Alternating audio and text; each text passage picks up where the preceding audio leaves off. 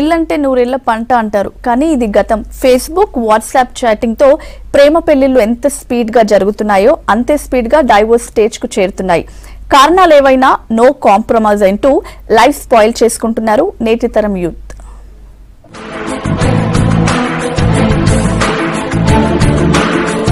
ఒకప్పుడు ఇంట్లో పెళ్లి చేయాలంటే అటు 7 తరాలు ఇటు 7 తరాలు చూసేవారు పేరెంట్స్. నూతన వధూవరులు జీవితాంతం కలిసి ఉంటారనే నమ్మకం కలిగితేనే పెళ్లి చేసేవారు. ఒకవేళ మనస్పర్ధలు వచ్చినా కుటుంబ పెద్దలు రాజీ కుదిర్చేవారు. కానీ ఇప్పుడు ఆ పరిస్థితి లేదు. చిన్న చిన్న కారణాలకే విడాకులు తీసుకుంటున్నారు నేటి తరం జంటలు. ప్రపంచ దేశాల్లోనే భారతీయ సాంప్రదాయానికి నిలువెత్తు నిదర్శనంగా నిలిచినటువంటిది భారతీయ వివాహ వ్యవస్థ.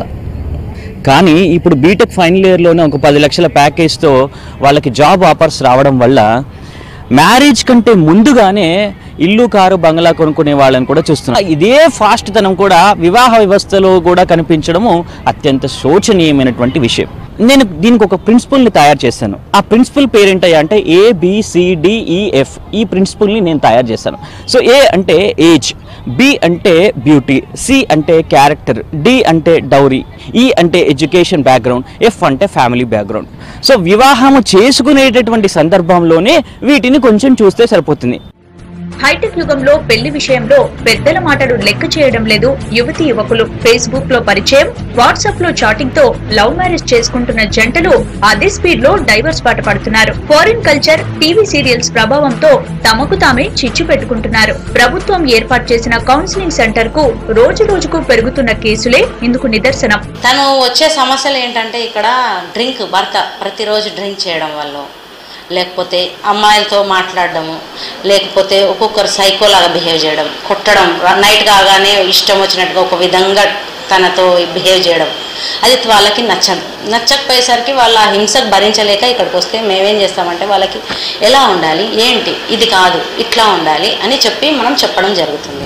ఇంటర్నెట్, సెల్ ఫోన్ల వినియోగం తర్వాత విడాకుల కేసులు పెరిగాయంటున్నారు నిపుణులు. హ్యాపీగా ఉండాల్సిన దంపతుల మధ్య టెక్నాలజీ చిచ్చు పెడుతోందని అంటున్నారు. ఈ సమాచార విప్లవంతో మొబైల్ ఫోన్లు వచ్చిన తర్వాత కుటుంబాలలో అనేక చిచ్చులు లేవడం అన్నటువంటి జరుగుతున్నది. బెడ్రూమ్లోకి వెళ్ళిన తర్వాత ఇద్దరు భార్యాభర్తలు చదువుకున్న వాళ్ళైతే వారు భార్యాభర్తలు అన్యోన్యంగా ఉండడం బదులు వారు వాట్సాప్లలో లేదా ఫేస్బుక్లలో మునిగిపోయి తన భార్యను భర్త దగ్గరికి తీసుకోకపోవడము, తర్వాత అదేవిధంగా భార్య భర్తను దగ్గర తీసుకోకపోవడం అన్నటువంటిది కుటుంబ వ్యవస్థ వల్ల చిన్న భిన్నం అవుతున్నది. ప్రేమిస్తున్నామని వెంటపడిన మగాళ్లే మోసం చేస్తున్నారని చెప్తున్నారు యువతులు. మాయమాటలు నమ్మి మోసపోతున్నామని ఆవేదన వ్యక్తం చేస్తున్నారు. మోసగాళ్లను కఠినంగా శిక్షించాలంటున్నారు. ఎస్పెషల్లీ ఇవాళ రేపు టీనేజర్స్ గానీ ఎవరైనా గానీ ఇష్టపడుతున్నాము అని చెప్పేసి దగ్గరకు వచ్చేసి and they are having everything their lives అన్ని వాళ్ళకి కావాల్సినవన్నీ వాళ్ళు తీసేసుకొని లాస్ట్ కి పెళ్లిళ్ళు చేసుకునేసరికి వచ్చేసరికి they have so many conditions. కట్నాలు కావాలంటారు, అమ్మా నాన్నలు ఒప్పుకోవాలంటారు, అక్కలు ఒప్పుకోలేదని చెప్తారు. ఎన్నో విషయాలు పెట్టేసి వాళ్ళని వదిలించుకోవాలని ప్రయత్నాలు చేస్తున్నారు తప్పించి వాళ్ళని నమ్మిన ఒక అమ్మాయిని ఎట్లా దే షుడ్ నాట్ చీట్ అనే మినిమం ఎథిక్స్ అనేవి కోల్పోయారు. 40 ఏళ్ల క్రితం లవ్ మ్యారేజ్ చేసుకుని ఎంతో అన్యోన్యంగా ఉన్నామంటున్నారు ఆర్టీసీ రిటైర్డ్ సూపరింటెండెంట్ రాజు. ప్రేమకు ఆకర్షణకు చాలా తేడా ఉందంటున్నారు. ఒకప్పుడు లవ్ అంటే చాలా ప్రేమగా ఉండేది సార్, చాలా ఇదిగా ఉండేది, ఒక సిస్టమేటిక్ అనేది ఉండేది.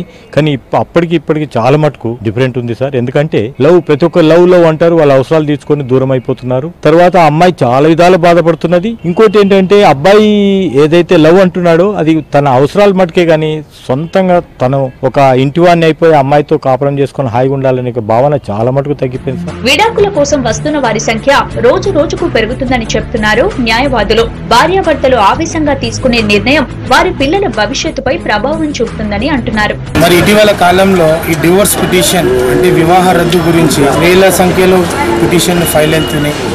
మరి భార్యాభర్తలు అండర్స్టాండింగ్ లేకుండా లేక వాళ్ళ మధ్యలో పరస్పర సంబంధాలు విభేదాలు వచ్చినందుకు ఈ కోర్టులో చిన్న చిన్న విషయాలకు కోర్టులకు వచ్చి ఈ డివోర్స్ పిటిషన్ దాఖలు చేస్తున్నారు. మనస్పర్ధలు రాకుండా దంపతులు జాగ్రత్తలు తీసుకోవాలని సూచిస్తున్నారు మానసిక నిపుణులు. చిన్న చిన్న కారణాలతో వివాదాలు ఏర్పడితే సైకాలజిస్ట్ తో కౌన్సిలింగ్ తీసుకోవడం బెటర్ అంటున్నారు.